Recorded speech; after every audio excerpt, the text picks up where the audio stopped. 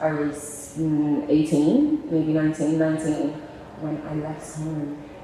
Because it was just a time, it was time to go. I needed to move and like do something different. I think it was a work situation.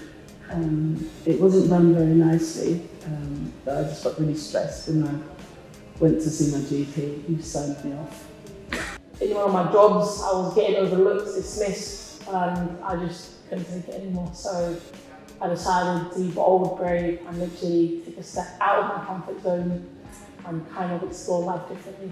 I ended up getting into a relationship with this guy. He was just very, very emotionally and mentally abusive. The situation physically rejected me. I would keep trying, I would keep doing different things to make it work, and it's when every single direction an answer was saying, no, this is not doing well for you. The key moment is I just feel relief from being always abused all the time, fighting, shouting.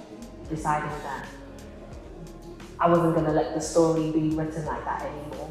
So just using as few words as "I need you to leave now" was my cue. And I think for everybody it's different, but for me, physical space and timing allow me to, trigger confidence.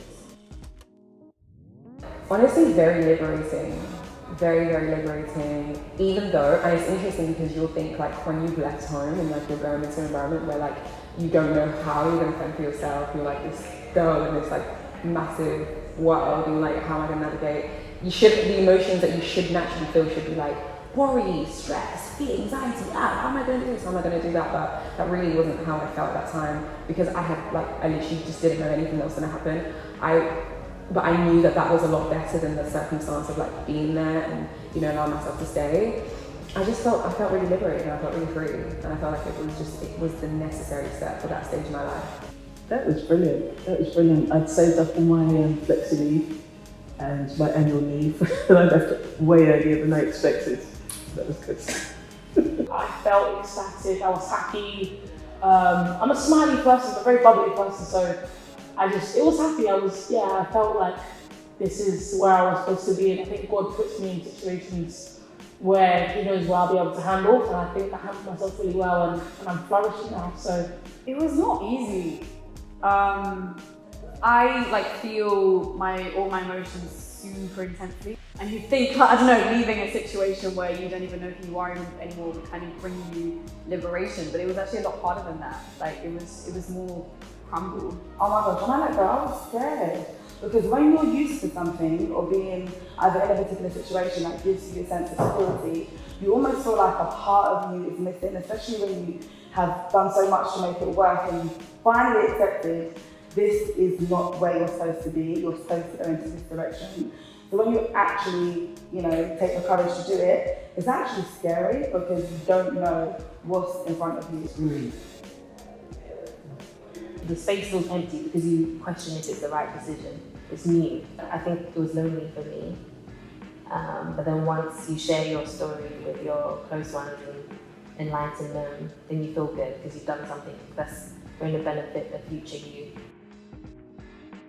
A lot of the time we're saying things aren't serving us because we're thinking about, maybe the betterment of that person, or we're thinking, oh, you could change them, or you're thinking, oh, it's going to get better, or you're thinking, let me just make it work, and a lot of that is rooted in you not choosing you, or you not seeing yourself as like a priority when you should. And also I find that in choosing you, you're also choosing that person, or if there is a person, you're also choosing, let's say it's a person, you're also choosing that person by choosing you, because by choosing you and letting go of that situation or letting go of that circumstance, you open up the door for growth on both sides, whether they like it or they don't like it. Growth, it enables growth, whereas, staying in a cycle that no longer serves you, it dims all parties, especially yourself. So my biggest thing would be to choose you and find the courage in knowing that choosing you opens up the doors for a limitless life that is more of a reflection of what you actually desire. First and foremost, be kind to yourself, believe in yourself, and even if other people are telling you differently, just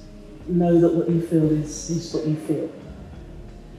The advice I'd offer anyone watching this for their inner strength would be just keep doing you, don't be afraid to step out your comfort zone, and always be true to yourself and your values.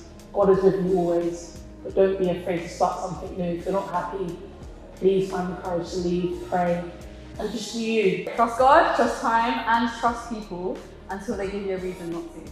Be scared and do it anyway. If you're fearful, just do it anyway. Like, make sure that you remind yourself of the why. And my why is so much bigger than me and my fears that I have to take steps forward. I have to also make sure that I'm practicing self-love. I have to also make sure that everything that I'm doing is in alignment with the path that I'm supposed to follow. And I'm a Christian, I'm a believer, so I always listen to what God tells me, and I trust Him first and foremost. So when He's directing, I move with fear anyway, and I have faith. For someone who they have to validate the situation and see how far they can go, and if they can't go in and do anything about it, just leave. I believe that when you have the time to think about what you want out of a situation or how something feels, you can then be in a better position to make decisions that help you to facilitate that. So for me, it's time. So if I'm rushing to a situation, I may not make decisions that serve me. So because I know that, I don't respond in rash decisions. I wait for my yes to be confident. And so I'd say take your time and feel this thing out until you can confidently say yes or no.